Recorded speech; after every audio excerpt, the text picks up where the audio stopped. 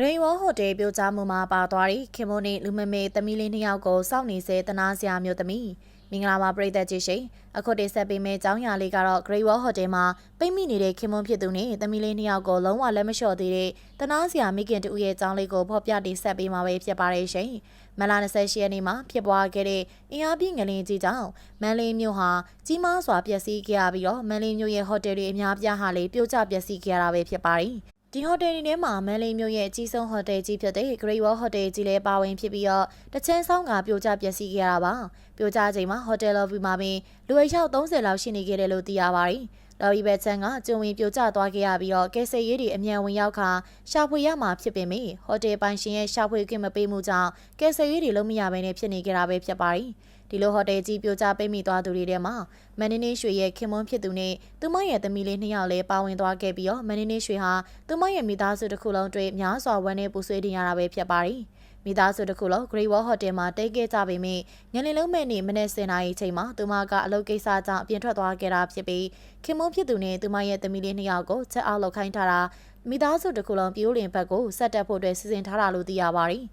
ခင်မုံဖြစ်သူနဲ့သူမရဲ့သမီးလေးနှစ်ယောက်ချက်အောက်လုပ်ပြီးတော့လာကြုံမဲ့ကားကိုလော်ဘီမှာစောင့်နေစဉ်ချိန်မှာပဲငလင်လောက်လာကဟိုတယ်ရှိပိုင်းကတင်းဆောင်ပြိုကျသွားခဲ့တာပဲဖြစ်ပါရှင်ဒီလိုပြိုကျသွားတဲ့နေ့ကလေးကမန်နီနီရွှေဟာသူမရဲ့ခင်မုံဖြစ်သူနဲ့သူမရဲ့သမီးလေးနှစ်ယောက်ကိုကဲထုတ်ပေးဖို့ကြိုးစားနေတာဖြစ်ပြီးကဲဆယ်ရဲတွေဝင်ရောက်လို့မရတဲ့ခြေနေတွေကြောင့်နှောင့်နှေးကြကြနေခဲ့တာလည်းဖြစ်ပါတယ်ငလင်လောက်ပြီးတော့9ရက်မြောက်နေ့မှာ Great Wall Hotel ကြီးကိုပြိုကျကအထက်ထိဝင်ရောက်ရှာဖွေနိုင်မှုလမ်းဆောင်ရလာခဲ့တာပဲဖြစ်ပါတယ်Great Wall Hotel တွင်ကနေအသက်ရှင်လျက်ကဲထုတ်နိုင်သူတွေလည်းရှိထားပြီးပြီးခဲ့တဲ့ရက်ကပဲ Great Wall Hotel ရဲ့ဝန်ထမ်းတစ်ယောက်ဖြစ်တဲ့ဗိုက်ကြီးတဲ့တယောက်ကိုကဲထုတ်ထားနိုင်ခဲ့တာပဲဖြစ်ပါတယ်။ထိုဗိုက်ကြီးတဲ့ရဲ့ပြောချက်အရမန်နီနီရွှေရဲ့ခင်မွန်းဖြစ်သူရောသမီးလေးနှစ်ယောက်ရောထဲမှာအသက်ရှင်နေသေးကြောင်းသိထားရတာပါ။ယခုဆိုရင်ထိုဗိုက်ကြီးတဲ့လွတ်မြောက်သွားတာ3ရက်မြောက်ရှိနေခဲ့ပြီဖြစ်ပြီးမန်နီနီရွှေရဲ့ခင်မွန်းဖြစ်သူနဲ့သမီးလေးနှစ်ယောက်ကိုတော့တွေးရှိခြင်းမရှိသေးတာပဲဖြစ်ပါတယ်။မန်နီနီရွှေကတော့ရဲလွန်ကြနေပြီဖြစ်လို့သူများတွေမျှော်လင့်ချက်ဘလောက်ပဲနေပါနေပြီးပြောနေပါစေ။သူမကတော့သူမရဲ့ခင်မွန်းဖြစ်သူကိုရောသမီးနှစ်ယောက်ကိုရောလုံးဝလက်မလျှော့သေးပဲ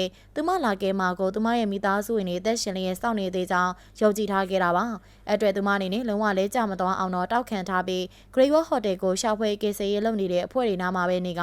မျော်လင့်ချက်လေးနဲ့စောင့်ဆိုင်နေကြတာပဲဖြစ်ပါတယ်မန်နေနေရွှေရဲ့ဖြစ်ပြရန်ကုန်မှာဝမ်းနေစရာကားလုံးနဲ့တွင်လူအများကသူမနေရာကနေဝန်ခံစားပေးကများစွာစိတ်မကောင်းဖြစ်နေလျက်ရှိနေကြတာပါနေရက်တွေလည်းကြာနေပါပြီဒီအမားကဖြစ်တဲ့နေ့တွေကလိုင်းပေါ်မှာတွေ့ရပါတယ်တကယ်လည်းစိတ်မကောင်းဖြစ်မိပါတယ်ဝိုင်းဝန်းကူညီပေးကြပါဒီမနေရာကနေဝင်ပြီးတော့ခန်းစားပေးစေချင်နေတမီးနှစ်ယောက်နဲ့ခင်မွန်းတွေဘလောက်ဒီတော့ကရောက်နေရှာမလဲလို့အသက်ရှင်လျက်ပြန်တွေ့ပါစေလို့ဆုတောင်းပေးပါတယ်ဗျာသူ့ရဲ့ထဲမှာဘလောက်တောင်မှပုံနေရှာမလဲမျော်လင့်ကြီးစွာစောင့်နေတဲ့ဒီအမားတွေမျက်နှာသာပေးလိုက်ပါကန်တရားရဲ့ခလေးမိခင်ချင်းအတူတူဆိုပေမဲ့ဒီမခန်းစားရတွေထပ်တူခန်းစားမိပါတယ်အမြန်ဆုံးပြန်တွေ့ပါစေအသက်ရှင်လျက်မိသားစုအကုန်ပြန်ဆောင်ကြပါစေဆိုပြီးတော့ဆုတောင်းစကားလေးတွေပြောခဲ့တာပါပရိသတ်ကြီးတို့လေမိသားစုတွေမျှော်လင့်ချက်ကိုမစွန့်လွတ်သေးတဲ့မန်နေနေရွှေတွေဆုတောင်းစကားလေးတွေပြောခဲ့ပေးပါအောင်ရှင်